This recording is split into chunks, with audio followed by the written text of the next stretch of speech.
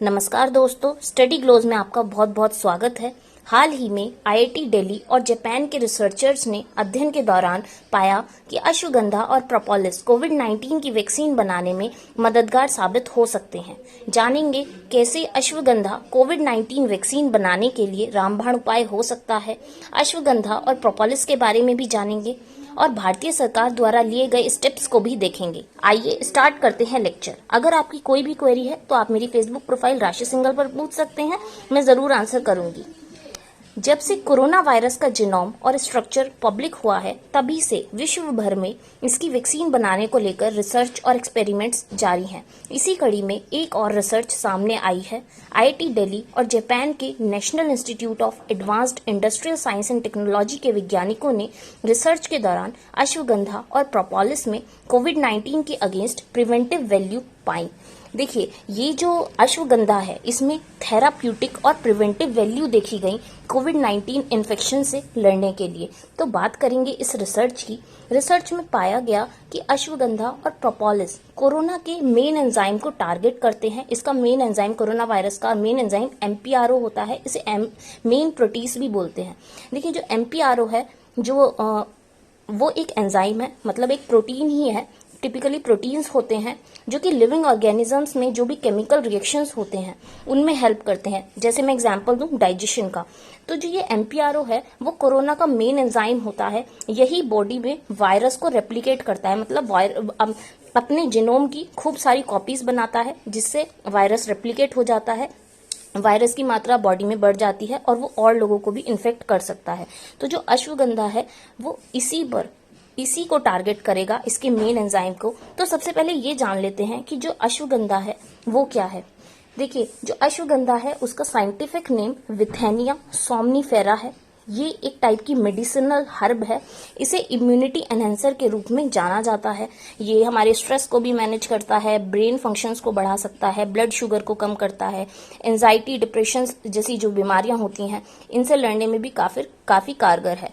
और र्यूमेटॉइड नाम का आर्थराइटिस होता है, जिससे जोड़ों में दर्द हो जाता है। ये एक ऑटोइम्यून डिसीज है। ऑटोइम्यून डिसीज वो होती हैं जिसमें हमारा इम्यून सिस्टम मिस्टेकनली हमारी बॉडी पर ही अफेक्ट करता है गलत तरीके से। तो इसमें क्या होता है कि जोड़ों में बुरी तरह दर्द होता है, तो इसको ठीक करने में भी अश्वगंधा कारगर साबित होता है।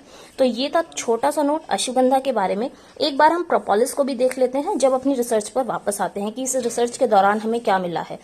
प्रोपोलिस एक टाइप का ग्लू है, मिक्सचर सा होता है, जिसमें ये जो मिक्सचर है वो हनी बीज के सलाइवा और बी वैक्स से बनता है। जो मधुमक्खियां होती हैं, जो भी फ्लावर्स, ट्रीज, लीव से हनी इकट्ठा करती हैं, उसे बी वैक्स बोलते हैं। बी वैक्स और हनी बी के सलाइवा, मतलब उनके थूक से मिलकर बनता है। मैं आपको बता दूं, हनी बी जो मधुमक्खियां होती हैं वो अपना छत्ता जो होता है वो भी इसी से बनाती हैं। जो प्रोपोलिस होता है वो इन्फेक्शन से लड़ने में काफी कारगर है। किसी भी टाइप का इन्फेक्शन हो जो कि बैक्टीरिया, वायरस और फंगस से होता है, उसमें लड़ने में ये काफी अच्छा इसका उपाय है। इम्यूनिटी को बढ़ाता है। इम्यूनिटी मतलब रोग प्रतिरोधक जो क्षमता होती है उसे भी बढ़ाने में कारगर है। पेट की प्रॉब्लम्स से भी राहत देता है। और खुद मधुमक्खियां, जैसा मैंने बताया, अपना छत्ता इसी की हेल्प से बनाती हैं। तो रिसर्च में ये पाया गया कि एक विथानॉन नाम का कंपाउंड होता है जो कि अश्वगंधा और केप में मिलता है। केप एक टाइप का प्रोपोलिस है। देखिए, मैं आपको केप की फुल फॉर्म मैंने यहाँ पर लिखी है, आपको दिखाती हूँ। कैफिक एसिड फिनाथिल एस्टर, ये एक टाइप का प्रोपोलिस है जो कि MPRO की एक्टिविटी को ब्लॉक कर सकता है।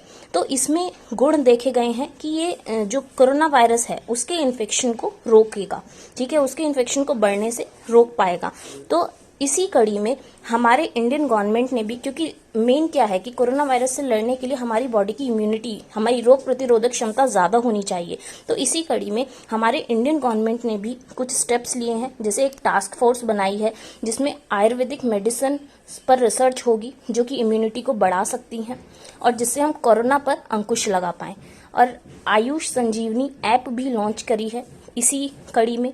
देखिए, जो आयुष संजीवनी ऐप है वो हमें आयुष से रिलेटेड डेटा देगी। आयुष की फुल फॉर्म मैंने यहाँ लिख ही दी है। आप फिलहाल आयुष के जो मिनिस्टर हैं उनका नाम कमेंट सेक्शन में लिखकर बताइएगा, ठीक है। तो ये था। वैसे मैं आपको ये बताना चाहूंगी कि आप इसे ऐसे ही मत लीजिए, डॉक्टर के प्रिस्क्रिप्शन के से ही लीजिएगा, ऐसे बिल्कुल भी मत इसे कंज्यूम कीजिएगा, क्योंकि ये अभी रिसर्च फेस में है, कंफर्म नहीं हुआ है कि हाँ ये एक उपाय हो सकता है कोरोना से लड़ने के लिए। तो इसी नोट पर मैं अपना लेक्चर समाप्त करती हूँ। जल्द ही एक नए एनालिसिस के साथ दोबारा हाजिर होंगी। टिल देन पढ़ते रहिए, बढ़ते रहिए। Thank you.